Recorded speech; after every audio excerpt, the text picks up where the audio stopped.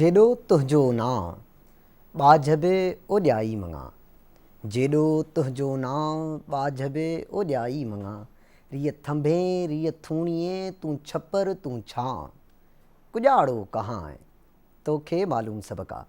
अल्लाह तबारक व ताला जी दरबार में अव्हां जी सेहत जे लाइ दुआगू थींदे शुरूआत कयूं था पंहिंजे जे प्रोग्राम टीवी क्लिनिक जी। टीवी क्लिनिक प्रोग्राम में अव्हां जो मेज़बान डॉक्टर मखदूम बिलावल। उम्मीद थो कयां तव्हां बिल्कुलु ठीक हूंदा ऐं अल्लाह तबारक व ताला जे ॿाझ ऐं करम सां ख़ुशगवार ऐं सेहतमंद ज़िंदगी गुज़ारे रहिया हूंदा। पंहिंजी अॼु जी गुफ़्तगू कन ऐं नक जी बीमारियुनि जे बारे में हूंदी, जंहिंमें ENT जा माहिर डॉक्टर बि असांजे स्टूडियो में मौजूदु आहिनि, जेके तव्हांखे ॿुधाईंदा त कहिड़ियूं कहिड़ियूं नक ऐं कन जूं जेके बीमारियूं आहिनि असांजे मुआशिरे में आम आहिनि।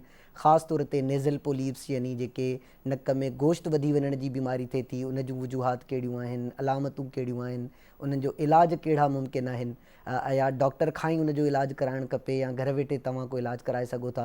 उन खां पोइ कन मां जेको गंद किचिरो वग़ैरह अचे थो, या वरी कोलेस्टिटोमा बीमारी थिए थी, जंहिंमें असांजे कन जा 3 हिसा हूंदा आहिनि। उन्हनि जो जेको विचूं हिसो आहे उन में खल वधी वञे थी, गोश्त वधी वञे थो, उन खां पोइ इन्फेक्शन थी उन मां किचिरो बि अची सघे थो। त इन क़िस्म जूं जेके आहिनि उहे बीमारियूं आहिनि, उन्हनि ते पंहिंजी मालूमाती गुफ़्तगू थींदी ऐं माहिर डॉक्टरनि जी मौजूदगी में गुफ़्तगू थींदी। पर उन गुफ़्तगू खां पहिरियां असांजी हिकु वीडियो रिकॉर्ड थियल आहे, जेका असां पेशेंट्स जा उन में व्यूज़ वरिता आहिनि, उन्हनि बीमारियुनि सां मुतलिक़ आहिनि। अचो त ॾिसूं था हीअ वीडियो। अस्सलाम वालेकुम। ये 2 साल से बच्चे का खून और पीप आ रहे, अभी ये डॉक्टरों को दिखा रहे हैं तो वो बोल रहे कि भाई ये इसका ऑपरेशन होएगा। अभी माशाल्लाह बेहतर है। मेरा नाम शहजाद है और मैं इस वक्त ENT वार्ड 15 में मौजूद हूँ। एडमिट हूँ, सही है। तो और मेरा नाक का मसला है, नाक के अंदर ना गोश्त बढ़ गया है थोड़ा सा ना, तो उसकी अभी डॉक्टर ने रिपोर्टें वगैरह दी हैं मेरे को, ब्लड की रिपोर्ट तो मेरी क्लियर है, बस अभी ऑपरेशन की डेट आएगी तो बस ऑपरेशन होगा। तकलीफ़ ये होती थी कि सांस नहीं ली जाती थी, तो अभी इन्होंने दवाइयाँ भी दी थी कि जिससे कि बंदा थोड़ा सांस ले पाता है, सुकून से बैठा रहता है। स्टूडियो में असां सां गॾु मौजूदु आहिनि डॉक्टर रज़ाक डोगर साहब। माशाल्लाह सां पाण जिना हॉस्पिटल में जेको ENT जो डिपार्टमेंट आहे उन जा रूहे रवां ऐं हेड ऑफ डिपार्टमेंट बि आहिनि। उन सां गॾोगॾु ENT जूं हेड एंड नेक जूं मुख़्तलिफ़ जेके आहिनि उहे दुनिया जूं ऐं नेशनल ऐं इंटरनेशनल लेवल जूं जेके आहिनि से तंज़ीमूं आहिनि, उन्हनि जा मेंबर बि आहिनि। सर, खे पंहिंजे इन प्रोग्राम में अचण ते भली दिल जी गहराइनि सां भली कार चवां थो। हमारे साथ मौजूद हैं डॉक्टर मारिया महमूद। आप बकई यूनिवर्सिटी में असिस्टेंट प्रोफेसर भी हैं और ENT के स्पेशलिस्ट भी हैं। डॉक्टर, आपको भी इस शो में आने के लिए दिल की गहराइयों से खुशामदीद कहता हूँ। हमारे साथ मौजूद हैं डॉक्टर रेहाना बाबर। आप भी बकई यूनिवर्सिटी में असिस्टेंट प्रोफेसर हैं, ENT की स्पेशलिस्ट हैं, और इस तरह के जो मरीज़ होते हैं उनको मुख्तलिफ डिपार्टमेंट में और हॉस्पिटल्स में जो है ना वो ट्रीट करती हैं। आपको भी मैं इस शो में आने के लिए दिल की गहराइयों से खुशामदीद कहता हूँ। डॉक्टर रज़ाक साहब, तव्हां माशाल्लाह सां हिकु फ़र्द जी सूरत में पूरे इदारे जी हैसियत रखो था, माशाल्लाह सां जूं ख़िदमतूं जेके शयूं आहिनि, सो उन्हनि जे करे मुंहिंजी बि इहा ख़्वाहिश आहे, मुंहिंजे लाइ बि एज़ाज़ जी ॻाल्हि आहे तव्हां अॼु अव्हां सां गुफ़्तगू कंदुमि। सो सभ खां पहिरियां अव्हां खां इहो सुवालु आहे त असांजे जेके मुआशिरे में ENT सां मुतलिक़ जेके बीमारियूं थींदियूं यानी नक, कन ऐं गले जूं बीमारियूं आहिनि, उहे कहिड़ियूं कहिड़ियूं बीमारियूं आहिनि, उन जूं जेके वजूहात थियनि थियूं उहे कहिड़ियूं आहिनि, जंहिंखे पाण रिस्क फैक्टर्स या वरी कॉज़िस चवंदा आहियूं मेडिकल जी ॿोली में। बिस्मिल्लाहिर्रहमानिर्रहीम। अस्सलाम वालेकुम। सबका पहिरियों आई एम वेरी ग्रेटफुल तव्हां टीम जो, स्पेशली तव्हां मतिलबु मूंखे ऐं मूंखे टीम खे मौक़ो ॾिनो, जेको असांजो बेसिक डिज़ीज़ बिल्कुलु ईयर, कन, नक ऐं गले जो, ऐं स्पेशली जेको असांजो सूबो सिंध आहे उनजे करे जेको ॿार मतिलबु आउट ऑफ सिटी रहंदा आहिनि या रिमोट एरिया में या ॻोठनि में, उनजे लाइ मतिलबु स्पेशली वधीक जेको मालूमात लाइ बिल्कुलु ज़रूरी आहे। तव्हां जेको शो आहे माशाल्लाह बहितरीनु आहे। ॻाल्हि इहा आहे जेको तव्हांखे ख़बर आहे, कन, नक ऐं गलो 3 शयूं जेको आहे न हिकिड़ो मतिलबु जंक्शन आहे पंहिंजो। हिन में नक जे ज़रिए अगरि ख़ुदा न खास्ता कोई पैथोलॉजी हूंदी हुन में त उन नक जे करे त गलो बि ख़राबु थींदो, बिल्कुलु, ऐं नक जे करे कन बि ख़राबु थींदो। सही। अगरि कोई पैथोलॉजी या कोई डिज़ीज़ का बीमारी थिए थी त कन जे करे गलो बि ख़राबु थी वेंदो ऐं कन जे करे नक बि ख़राबु थी वेंदो। पर मसइलो इहा आहे, जेको तव्हांखे ख़बर आहे, नक जो जेको फंक्शन आहे साहु वठिणो आहे ऐं स्मेल आहे। बिल्कुलु बिल्कुलु। अगरि ख़ुदा न खास्ता कई माण्हू खे एलर्जी आहे, ऐं तव्हांखे ख़बर आहे एलर्जी जेको शयूं ॾाढी आम आहे, डस्ट आहे, परफ्यूम आहे, वेदर चेंज आहे, मौसम चेंज आहे, या कोई इन्वायरमेंटल चेंज आहे, उनजे ज़रिए बदल पैदा वधीक जेको कंप्लेन हूंदी आहे पेशेंट जी या मरीज़ जी, उहो ईअं हूंदी आहे मुंहिंजो नक में पानी पियो अचे ऐं मुंहिंजो नक बंदि आहे। सही। उन जे करे असां ॾिसंदो आहे पेशेंट खे, हिस्ट्री वठंदो आहे, उनके मुताबिक़ जो इन्वेस्टिगेशन आहे या टेस्ट आहे बिल्कुल उहो थींदो आहे। सही उनमें अगरि कोई पेशेंट आहे वक़्ती तौर ते फॉर एग्ज़ाम्पल कोई डिसीज़ जेको वधीक न आहे सही त कोशिशि कंदा असां उनखे भई मेडिकल असां ट्रीट कंदा, और ख़ुदा न ख़ास्ता ख़ुदा न ख़ास्ता कोई डिसीज़ वधीक आई ऐं पेशेंट जेको ट्रीटमेंट इस्तेमालु करे चुकियो आहे उन जे मुताबिक़ पोइ असां सर्जरी लाइ वेंदो आहे। सही। साॻियूं जेको ॻाल्हियूं नक ऐं उहा आहे थ्रोट में, गले में, सही गले जी बि साॻियूं आहे। माण्हू त तव्हांखे ख़बर आहे जेको शइ खाईंदो स्पेशली ॿार, पापड़ आहे, चिप्स आहे, कोल्ड ड्रिंक आहे, अनहाइजेनिक फूड थींदो ॿियूं काफ़ी इन जे सारियूं। करे गलो बि ख़राबु थी वेंदो। सही।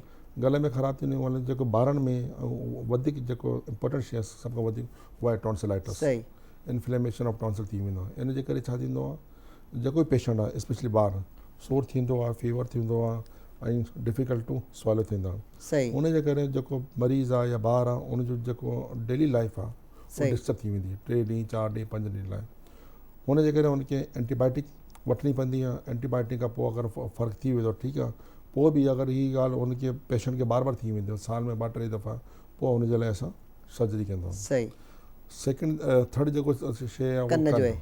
कन में जेको ख़बर जेको असांजे रिमोट एरिया या ॻोठ वारा माण्हू जेको बचो उहो जेको ॿार आहे या वॾो माण्हू बि ईंदो उहो तर पवंदो आहे तो नेरी पाणी निज़ाम वञींदो आहे, पाणी पाणी वञी वेंदो, वेंदो बिल्कुलु। उन जे करे थींदो। ऐं स्पेशली पाकिस्तान ऐं स्पेशली सिंध में रिमोट एरिया में कन जूं जेको आई डिज़ीज़ उहो वधीक आहे। सही। इन जे करे पाणी हली वेंदो आहे कन में, पाणी जे करे कन में जेको पड़ंदो आहे उनमें सुराख़ थी वेंदो आहे। सही। उन खां पोइ जेको पेशेंट आहिस्ते आहिस्ते जेको कंप्लेन आहे फॉर एग्ज़ाम्पल हेयरिंग लॉस थी वेंदो आहे, ॿुधण जी सलाहियत चक्कर मुतासिर अची थिए वेंदो थी। आहे, ॿुधण जी सलाहियत डिस्टर्ब थींदी आहे। इन जे करे बि असां उनखे इन्वेस्टिगेट कंदा आहियूं, टेस्ट कंदा आहियूं और उनजे मुताबिक़ जेको थींदो ट्रीटमेंट, सही मेडिकल ट्रीटमेंट आहे या सर्जिकल ट्रीटमेंट आहे, उहा असां उनखे ऑफर कंदासीं। सही। डॉक्टर मारिया आपसे सवाल कि आप ये बताएं कि जो नेज़ल पोलिप्स होते हैं यानी जो नाक में गोश्त बढ़ जाता है तो वो बीमारी उसको इजी अल्फाज में, आसान अल्फाज में कैसे हम डिफ़ाइन कर सकते हैं और उसके कॉजेज़ क्या क्या हो सकते हैं? अस्सलाम वालेकुम, बहुत शुक्रिया आपको अपने प्रोग्राम में इनवाइट करने का। नेज़ल पॉलिप्स जो हैं वो हम उसको आसान अल्फाज में हम उसको नाक का गोश्त कहते हैं।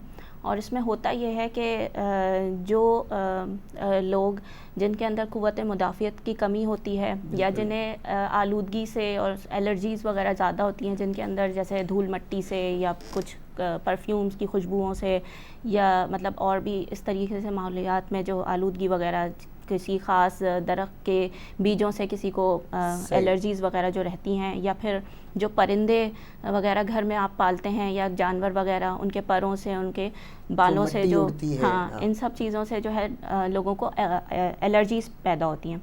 तो उससे क्या होता है, नज़ला ज़ुकाम वगैरह होता है। तो वो नाक में जो झिल्ली होती है, नाक के अंदर जो झिल्ली, उसके अंदर क्या होता है, पानी भरने शुरू हो जाता है जो फिर एक गुब्बारे की शक्ल इख्तियार कर लेता है। सही। तो नाक का गोश्त यही है कि उसमें जो है वो आपके बार बार रिपीटेड एलर्जीज़ की वजह से नज़ला ज़ुकाम रहना और फिर ये नाक का गोश्त बन जाना, ठीक है। और इसके जो है वो कॉजेज़ मैं आपको बता ही चुकी हूँ कि एलर्जीज़ जो हैं जिसमें आपका यही धूल मट्टी, जानवर वगैरह, ये क़ुव्वत मुदाफ़ियत का कमी होना, ये सब इसके रिस्क फैक्टर्स हैं।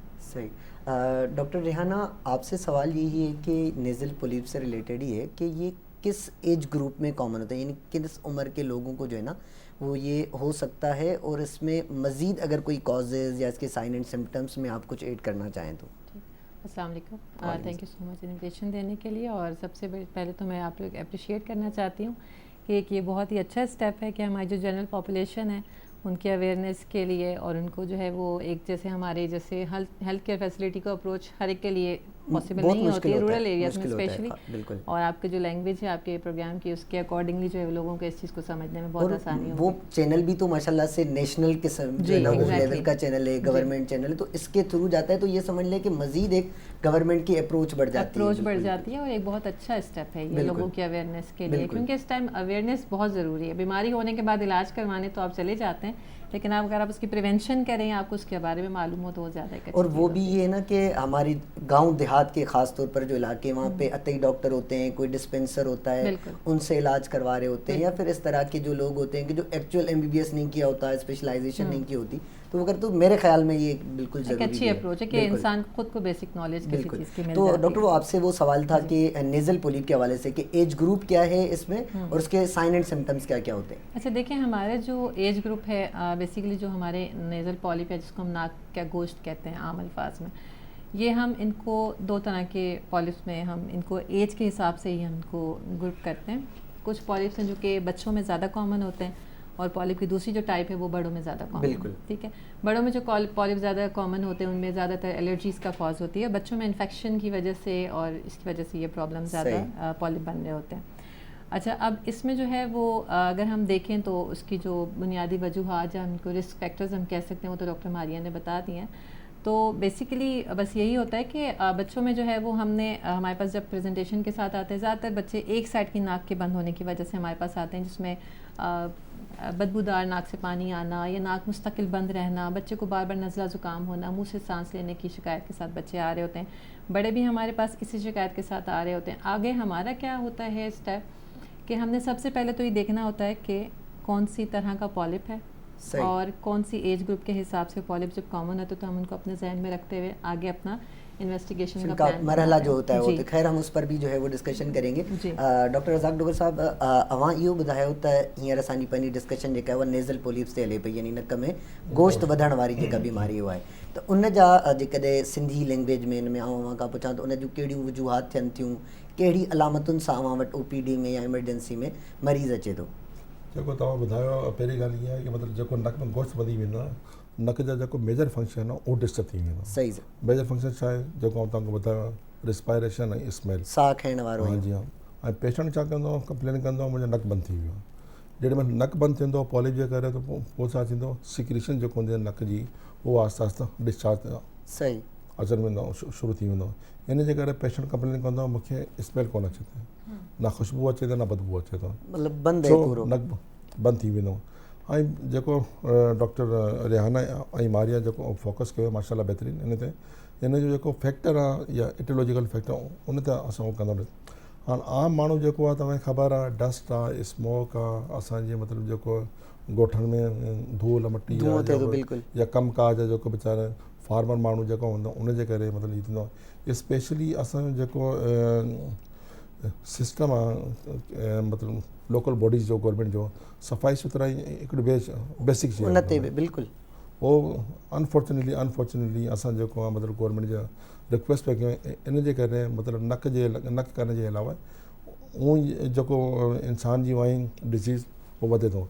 त गवर्नमेंट खे हिन खे जेको आहे लोकल सिस्टम इन ते फोकस करे, हिन जो जेको बेसिक ट्रीटमेंट आहे सफ़ाई उन ते ख़ासि ध्यानु रखे. इन जे करे उन खां पोइ जेकॾहिं मुख़्तलिफ़ कंपनियूं थियनि थियूं जिते असांजा जेके शहरी आहिनि कमु कनि था, ॻोठनि में जीअं तव्हां ॿुधायो त अॻु में कंहिंखे एलर्जी जी या इन जी शिकायत आहे त उन्हनि में जीअं मास्क वग़ैरह थियो या इन क़िस्म जूं ॿियूं अहिड़ियूं शयूं उन्हनि खे जेकॾहिं चयूं वञनि त मां सम्झां थो इन ते असांजो कंट्रोल. उहो तव्हांजी ॻाल्हि बिल्कुलु सही आहे, मास्क वग़ैरह इस्तेमालु करणु बहितरीनु ॻाल्हि आहे, पर जेको सिस्टम आहे असांजो या एनवायरमेंटल फैक्टर आहे उनखे बि ध्यानु ॾिनो वञे, उन ते बि ध्यानु ॾिनो वञे. बिल्कुलु. हाणे जेको ऐं ॾिसो न पूरी दुनिया में मिसाल तौर हिकिड़ो माण्हू ईंदो आहे उहो चवंदो ऐं कराची वियो बहितर थी वियो, ॻोठ वियो मसइलो करे.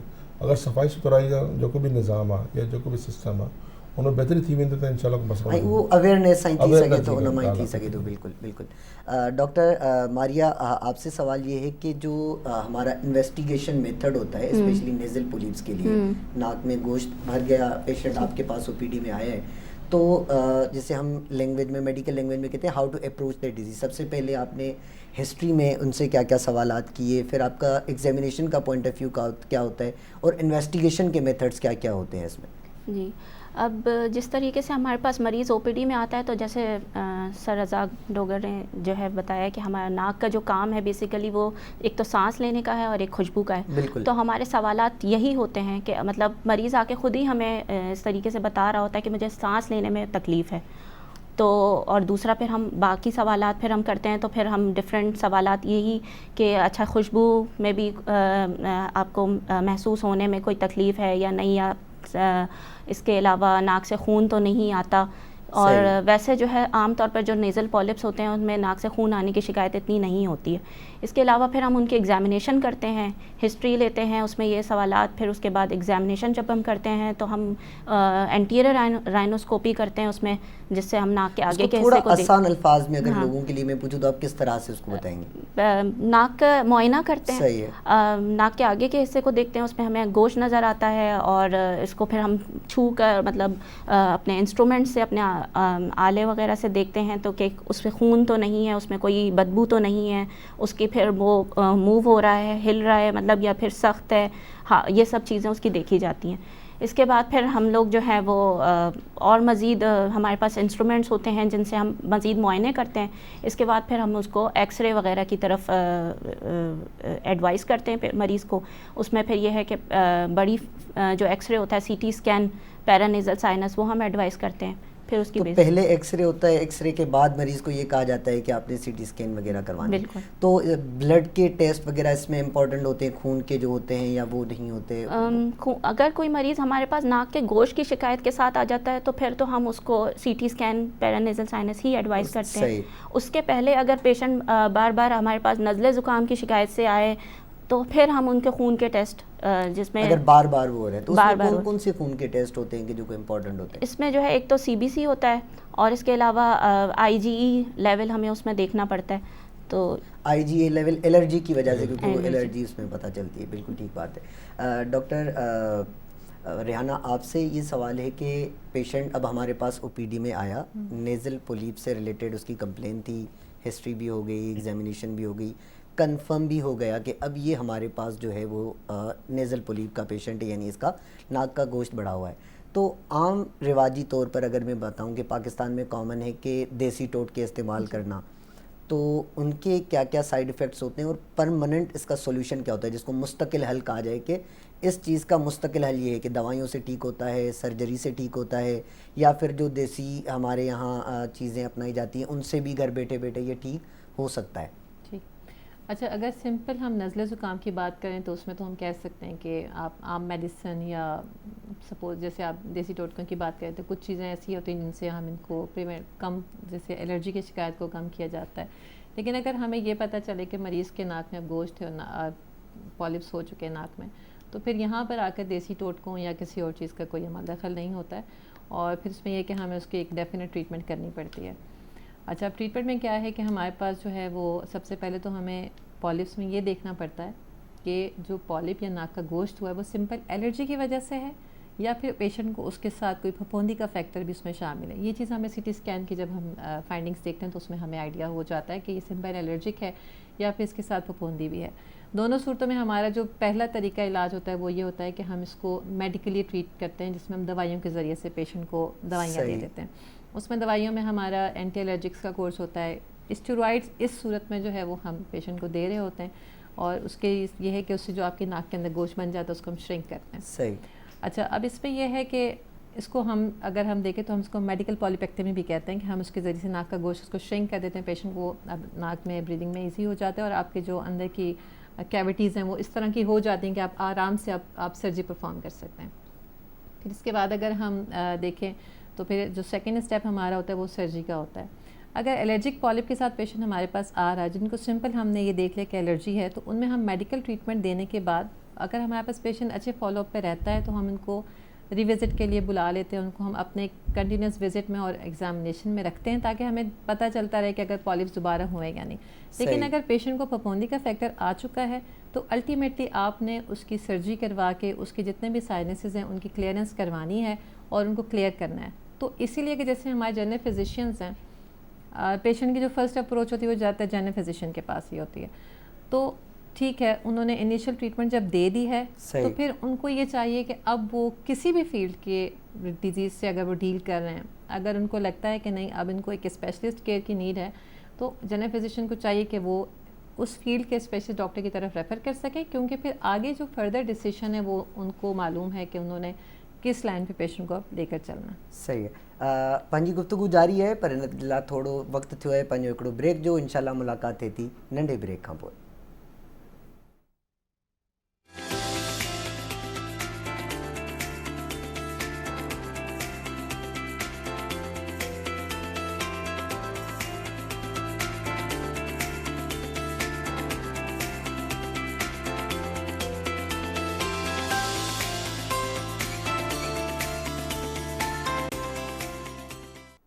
TV क्लिनिक प्रोग्राम में हिकु भेरो ॿीहर अव्हांखे ख़ुशि आमदीद। पंहिंजी गुफ़्तगू जारी आहे नक ऐं कन जी बीमारियुनि जे हवाले सां। ऐं पंहिंजे स्टूडियो में माहिर डॉक्टर बि माशाल्लाह सां मौजूदु आहिनि जेके ENT जे शोबे में महारत बि हासिलु कनि था। ऐं उन्हनि जी मौजूदगी में अव्हां ताईं असां ॼाण पुॼाईंदासीं। ऐं हिकिड़ी नंढड़ी कोशिशि आहे त तव्हांखे इन बारे में ॼाण ॾिनी वञे, मालूमात ॾिनी वञे ऐं उहा अव्हांजे लाइ उन वक़्त ई कारआमद साबित थी सघे थी जॾहिं तव्हां उनखे पंहिंजो अमली ई नमूने सां उनजो हिसो बणाईंदा ज़िंदगी जो ऐं ईंदड़ वक़्त में पंहिंजे प्यारनि जी तकलीफ़ खे घटाए सघंदा। बहरहाल डॉक्टर रज़ाक साहब, अव्हां खां जेको आहे उहो सुवाल इहो आहे त नेज़ल पोलिप्स जा जेके असां वटि उनखे तशख़ीस करण जा डायग्नोसिस जा जेके मेथड्स हूंदा आहिनि उहे कहिड़ा कहिड़ा हूंदा आहिनि ऐं अॼुकल्ह जी जदीद दुनिया में कहिड़ा थियनि था, ऐं बिल आख़िर उनजो इलाज कीअं मुमकिन आहे? आया दवाउनि जे ज़रिए असां उनखे इलाज करे सघूं था या वरी उनजी बिल्कुलु सर्जरी ऐं उनजो ऑपरेशन ई थींदो आहे? जेको तव्हां ॿुधायो, अगरि पेशेंट जेको बि तकलीफ़ हूंदी आहे उहो डॉक्टर वटि में ईंदो आहे त उनखां पहिरियों जेको इनिशियल ट्रीटमेंट थींदी आहे उहो लेबॉरेटरी जी थींदी आहे। सही। ब्लड CB आहे, यूरिन आहे, ब्लड शुगर आहे, ESR लेवल आहे। सो असांजो जेको एज़ ए कंसल्टेंट या एज़ ए डॉक्टर या उहो न थींदो आहे। अगरि नक में कोई पैथोलॉजी आहे त असांखे उनखे ब्रॉड माइंड सां ॾिसणो पवंदो। सही बि थी सघे थो, बि थी, उनजे मुताबिक़ असां लेबॉरेटरी कराईंदो आहे इन्वेस्टिगेशन। फॉर एग्ज़ाम्पल अगरि असां ESR कराईंदो आहे, उनजो मक़सदु आहे ख़ुदा न खास्ता कोई नोज़ में कोई ग्रेनुलोमेटस को डिज़ीज़ त न आहे। जेको माण्हू किथे रहंदो आहे, फॉर एग्ज़ाम्पल उनजी हिस्ट्री बि साॻी थींदी आहे। लाज़मी नक ब्लॉक आहे, नेज़ल डिस्चार्ज आहे, एज आहे पेशेंट उनजे मुताबिक़। पर हीउ जेको आहे डिफर कंदो आहे, रत ईंदो आहे न ईंदो आहे उनजे मुताबिक़। ब्लड CP इम्पोर्टेंट आहे, उनखां पोइ ESR आहे, उनखां पोइ अगरि ख़ुदा न खास्ता कोई प्रॉब्लम आहे उनजे मुताबिक़ कोई डायबिटिक पेशेंट आहे, इम्यूनो कम्प्रोमाइज़ पेशेंट आहे, उनखे ॾिसणो पवंदो आहे उनखे। अॼुकल्ह वधीक जेको तव्हां चयो आहे उनखां पोइ असां हली वेंदो आहे रेडियोलॉजी। इलाज कीअं करणो आहे? एक्सरे आहे, CT स्कैन, पेरानज़ल साइनस जेको ॿुधायो डॉक्टर साहब आहे। उनखां पोइ एंडोस्कोपिक एग्ज़ामिनेशन आहे। अॼुकल्ह तव्हांखे ख़बर आहे एडवांस शयूं थी वियूं आहिनि और शुक्र अल्हम्दुलिल्लाह पाकिस्तान में कराची में ऐं असांजे अस्पताल में एंडोस्कोपिक एग्ज़ामिनेशन थींदो आहे।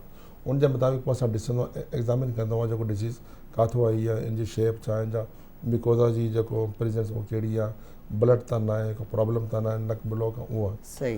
जेॾीमहिल ई डायग्नोस थी वेंदो आहे फॉर एग्ज़ाम्पल, ऐं कुझु शयूं अहिड़ी बि हूंदियूं नक में जेको मतिलबु लॻे थो पॉलिप, असां उनखे बायोप्सी करणी वञे। सही। बायोप्सी में ख़ुदा न खास्ता कैंसर अची वेंदो आहे। नक जो कैंसर बि तव्हांखे ख़बर आहे वधीक शइ आहे पाकिस्तान में ऐं स्पेशली सिंध में। पोइ असां उनजे मुताबिक़ उनजी स्टेजिंग कंदा आहियूं। स्टेजिंग खां मतिलबु पोइ उनखे ऑपरेट उनजे मुताबिक़ इलाज कंदो आहे। अगरि पॉलिप आहे त पॉलिप में अॼुकल्ह जदीद क़िस्म जो जेको सिस्टम आहे अल्हम्दुलिल्लाह, मुंहिंजे ख़्याल में जेको असां पैनल वेठो आहे हर माण्हू फंक्शनल एंडोस्कोपिक साइनस सर्जरी। सही। हिन जो इहो थींदो आहे नक जो ऑपरेशन थींदो आहे, पेरानेज़ल साइनस जेको मैक्सिलरी साइनस आहे, इथोमाइडल आहे, फ्रंटल आहे या स्पिनल साइनस में फंगस बि वियो आहे या पॉलिप वियो आहे, उनखे असां endoscopically without damage to the normal structure उनजी सर्जरी थी वेंदी आहे। सही। ऐं उनखां अलावा सर जेकॾहिं नक ब्लॉक करण में अचे थो या वरी कॾहिं कॾहिं ईअं बि अक्सर जेको आहे उहो ॿुधो वियो आहे त को हिकिड़ो माण्हू हूंदो आहे या मरीज़ हूंदो आहे, चवंदो आहे त मूंखे आउं सम्झां थो त मूंखे उन क़िस्म जी मतिलबु ख़ुशबू अचे थी पर उनजो पावर थोरो घटि वधि थिए थो, या इन क़िस्म जो बि मामिलो जेको आहे इन ते डिपेंड करे थो या उनजूं के ॿियूं वजूहात थींदियूं आहिनि? न वजूहात साॻियूं थींदियूं आहे। पोइ बि तव्हांखे ख़बर आहे कोविड जे करे। सही। हाणे जेको माण्हू ईंदो कोविड जे करे उहो थींदो मुंहिंजी स्मेल लॉस थी। हिकिड़ी ॻाल्हि जेको सम्झण वारी हीअ बि आहे ख़ुशबू जो ऐं टेस्ट जो ॿिन्हिनि जो स्ट्रॉन्ग क़िस्म जी बाइंडिंग आहे। सही। अगरि टेस्ट न हूंदो त ख़ुशबू बि न। इन जे करे जेको असांजो ब्रेन में सेंटर आहे ख़ुदा न खास्ता या असांजो जेको नर्व फाइबर आहे उहो वेंदा आहिनि नक जा मतिलबु फॉर एग्ज़ाम्पल ओल्फैक्टरी जेको पाथवे। अगरि ख़ुदा न खास्ता superior part of the nose ते कोई प्रॉब्लम थी वई या कोई नेज़ल में कोई इंजरी थी वई या कोई पॉलिप थी वई, कोई फॉरेन बॉडी अची वई आहे, उहो बि डैमेज करे सघे थो। सही। जेॾीमहिल स्मेल न हूंदी टेस्ट ते बि असर पवंदो। उहो असांखे ज़रूरी आहे की असां हुनखे डायग्नोस कयूं, उनजे मुताबिक़ पोइ असां उनखे। सही।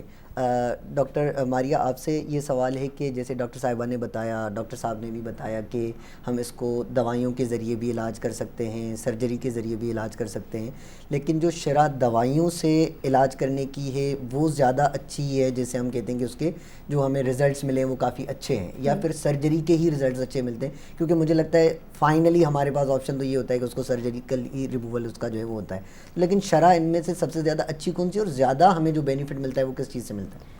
دیکھیں جیسے کہ ڈاکٹر ریحانہ نے بتایا ہے کہ اس کی 2 ٹائپس ہوتی ہیں.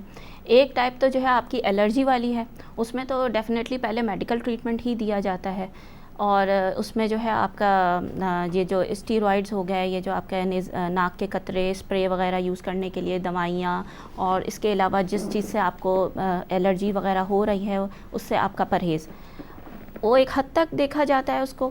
اور فائنلی اگر بار بار اس سب کرنے کے باوجود بھی مریض کو مسلسل نزلے زکام کی شکایت رہتی ہے, ناک بند رہنے کی شکایت رہتی ہے, گوشت کی شکایت رہتی ہے کہ وہ ایک حد تک سکڑ گیا لیکن جو ہے وہ بالکل ختم نہیں ہے اور پھر سے ہو گیا, تو پھر تو ہمیں سرجری کی طرف جانا پڑتا ہے. اس کے علاوہ جو دوسری ٹائپ ہے جس میں پھپھوند لگنے کا جو فنگل ٹائپ ہوتی ہے, جس میں اس میں تو ہمیں شروعات میں ہی ہمیں اس کو ریموو کرنا ہی پڑتا ہے, سرجری سے ہی کرنا پڑتا ہے, سرجری سے ہی ریموو کرنا, اور وہ اس کا ہی مستقل حل جو ہے نا اس کا وہی مستقل حل.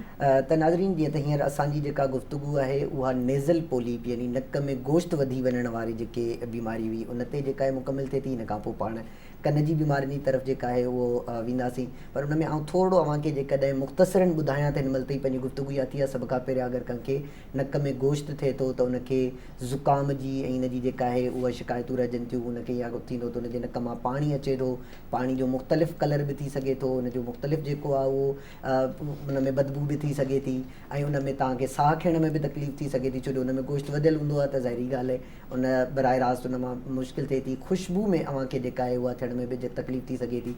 इन क़िस्म जूं अलामतूं थियनि थियूं त तव्हांखे ज़रूरत आहे त तव्हां ENT जे स्पेशलिस्ट डॉक्टर सां जेको आहे उहो राब्तो कयो, ईअं न त तव्हां जनरल फिज़िशियन कंहिं अतई डॉक्टर जे आसिरे ते या वरी कंहिं डिस्पेंसर जे आसिरे ते वेही करे ऐं तव्हां इन ख़ुशी में आहियो त इहा शइ थींदी, छो जो इन विच में मुख़्तलिफ़ क़िस्म थियनि था उन नेज़ल पोलिप जा, यानी गोश्त जा बि के एलर्जिक थींदियूं आहिनि त उन्हनि जो खे असांजे दवाउनि जे ज़रिए उन्हनि जो थींदो आहे, पर दवाउनि जे ज़रिए न थींदो आहे त बिल आख़िर उन जी जेका आहे उहा सर्जरी करणी पवंदी आहे. उन खे जेकॾहिं असांखे डायग्नोस करिणो आहे यानी तशख़ीस करणी आहे त उन जे लाइ एक्सरे हूंदो आहे जेको नक जो एक्सरे थींदो आहे. उन खां पोइ CT स्कैन जेकॾहिं एक्सरे उन ते अचे थो त पोइ वरी ॿियूं उन जो स्टेप CT स्कैन हूंदो आहे. इन विच में इन खां अलावा ॿियूं के बि बीमारियूं नथियूं थियनि, पर एलर्जी जो आहे त उन में वरी कुझु रत जूं टेस्टूं अहम हूंदियूं आहिनि जंहिंमें IgE लेवल असांजे लाइ ॾाढी अहम हूंदी आहे ऐं उहे कराइणु ज़रूरी हूंदियूं आहिनि. इहे तमामु शयूं सभ खां पहिरियां अव्हांखे ॿुधाइणु ज़रूरी इन लाइ आहे त तव्हां सम्झो त तव्हां जंहिं डॉक्टर वटि वञो था आया हू तव्हांजी तशख़ीस सही तरीक़े सां करे पियो, जदीद तरीक़नि सां करे पियो या न पियो करे सघे. ॿियो असांजो जेको अहम जेको हिन जो नुक़्तो आहे या असांजो मक़सदु आहे उहो आम जूनियर डॉक्टर खे सेखारिणो आहे. त को ENT जो स्पेशलिस्ट थियणु चाहे थो ऐं या उहो हींअर हाउस जॉब करे थो, उन में जेकॾहिं पोस्ट ग्रेजुएशन करे पियो त उन जे लाइ बि आहे त उनखे कीअं उन जी इन्वेस्टिगेशन हिस्ट्री में कहिड़ा सवाल करणु खपंदा आहिनि, तशख़ीस कीअं कबी आहे, मुआइनूं कीअं कबो आहे, कहिड़ियूं कहिड़ियूं टेस्टूं कबियूं आहिनि, छो जो असां वटि काफ़ी सारा जेके डॉक्टर्स आहिनि उहे मुख़्तलिफ़ क़िस्मनि जूं जेके टेस्टूं ॾेई था छॾनि. तव्हांखे को लिखी ॾिए थो, तव्हां उन मां अंदाज़ो इहो ई कयो त एक्स्ट्रा टेस्ट ॾिनियूं यानी हू उन जी तशख़ीस ते नथो पुॼे. तशख़ीस ते नथो पुॼे, आम रिवाजी हिकु कहावत आहे त पंहिंजे तव्हांखे तबीब खे जेका आहे चेंज करण जी ऐं मटाइण जी ज़रूरत आहे. बहरहाल पंहिंजी हाणे वरी गुफ़्तगू जारी कंदासीं. नक कन मां जेके किचिरो अचे थो या जंहिंखे असीं कोलेस्टिटोमा चवंदा आहियूं, उन में किचिरो अची वञे थो, इन्फेक्शन थियनि था, गोश्त वधी वञे थो, कल्ह वधी वञे थी, इन जा कहिड़ियूं अलामतूं कहिड़ियूं शयूं आहिनि पाण उन ते बि गुफ्तगू कंदासीं. डॉक्टर रेहाना आपसे ये सवाल है कि जो हमारे पास कान में रेशा आना यानी कचरा आना, उसकी क्या क्या वजूहात होती हैं और क्यों होता है हमारे माशरे में, वो आम तौर पर कॉमन क्यों है? ठीक.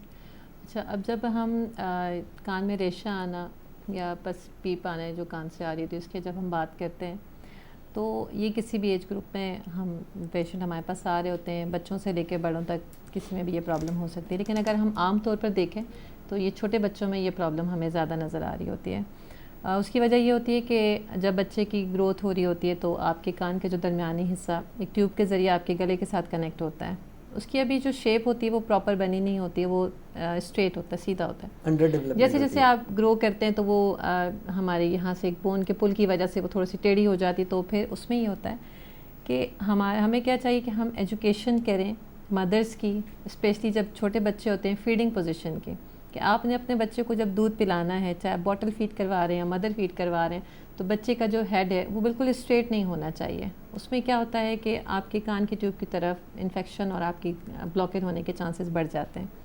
जब ये ब्लॉकेज हो जाता है तो फिर उसकी वजह से क्या होता है कि जो कान के दरमियानी हिस्सा है वहाँ पर इन्फेक्शन, वहाँ पे पानी जमा होना, ये सारी प्रॉब्लम्स होती हैं जो अल्टीमेटली आगे चलकर कान से रेशे आने की शिकायत, क्योंकि अब बच्चे के कान का जो पर्दा है वो डैमेज हो चुका होता है, तो फिर कान से वो रेशा आने की शिकायत होती है. दूसरी चीज़ क्या होती है कि ہم نے ابھی ڈسکس کیا کہ کان کی ایک ٹیوب جو ہے وہ ہمارے گلے میں کھل رہی ہوتی ہے. کچھ بچے جیسے جن کو الرجی کی شکایت ہوتی ہے یا جن کے ناک کے پیچھے ایک گوشت ہوتا ہے جس کو ہم ایڈینوائڈس کہتے ہیں, اگر یہ گوشت ہو تو اس کی وجہ سے بھی کیا ہوتا ہے کہ یہ جو ٹیوب ہے یہ بلاک ہو رہی ہوتی ہے. صحیح. اگین جو ہمارا کان کے درمیانی حصے کا ایک سسٹم ہوتا ہے جس کے ذریعے سے اس کے اندر ہوا کا گزر ہو رہا ہوتا ہے, اس کے پریشر کو مینٹین کیا جاتا ہے, وہ جب ڈسٹرب ہو جاتا ہے تو اس کی وجہ سے اگین سیم وہی چیز ریپیٹ ہوتی ہے اور بچے کے بار بار گلے میں انفیکشن ہونے کی وجہ سے آپ کے کان میں الٹیمیٹلی انفیکشن ہونا اسٹارٹ ہو جاتا ہے.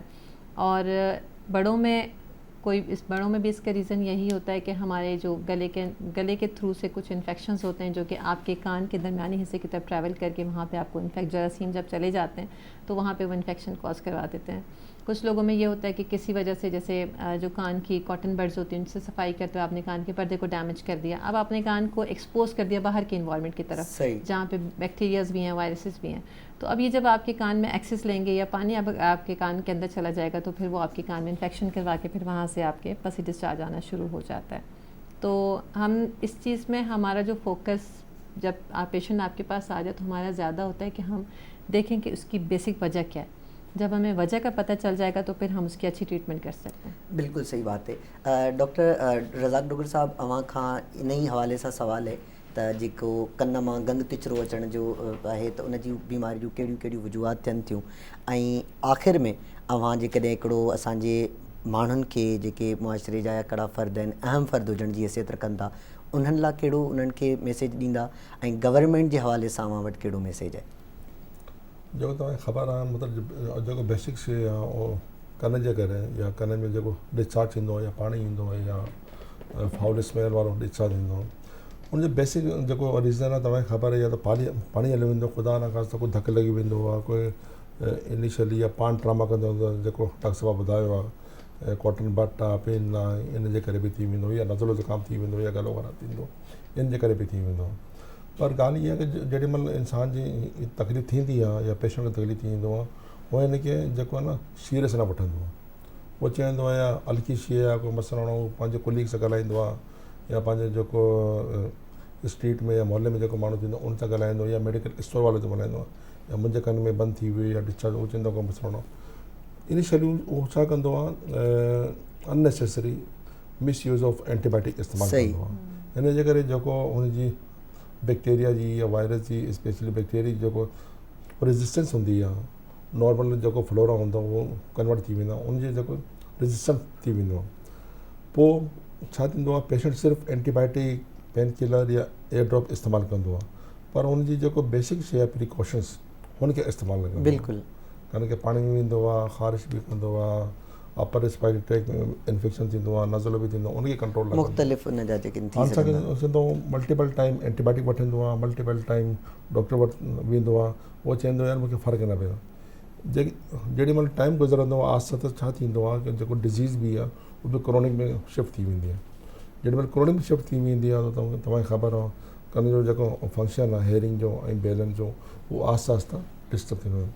पर पेशेंट जी जेको मेन कंप्लेन हूंदी आहे उहो हीअ ईंदी आहे कि मूंखे आवाज़ कोन अचे थो. सही. पर as a doctor, as a ENT specialist असांखे ईंदो आहे ख़ुदा न ख़ासिता हीअ जेको डिज़ीज़ आहे मिडल ईयर जी या इनर ईयर जी या एक्शन ओटिक कैनाल जी, अगरि फॉर एग्ज़ाम्पल ॿारनि में छा थींदो आहे, डेवलप न थींदो आहे बोन, इन जे करे वधीक चांसिस थींदो आहे ख़ुदा न ख़ासिता ब्रेन में हली वेंदो. सर तव्हांजो आख़िरी मैसेज असांजे जेके मुआशरे जा फ़र्द आहिनि उन्हनि जे लाइ कहिड़ो मैसेज आहे ऐं गवर्नमेंट जे हवाले सां जो कहिड़ो message? Basically first of all जेको मैसेज आहे आम माण्हू आहे उहो त हीअ, जेॾी महिल ख़ुदा न ख़ासिता कहिड़ी बि तकलीफ़ हुजे, कोशिशि कजो पहिरीं वञो जेको तव्हांजो प्राइमरी हेल्थ सिस्टम आहे, तव्हांजो GP सिस्टम आहे, उते वञो, उनखे ॿुधायो मूंखे हीअ तकलीफ़ आहे जेको बि आहे, स्पेशली ENT जे हवाले सां ईयर नोज उनखे ॿुधायो.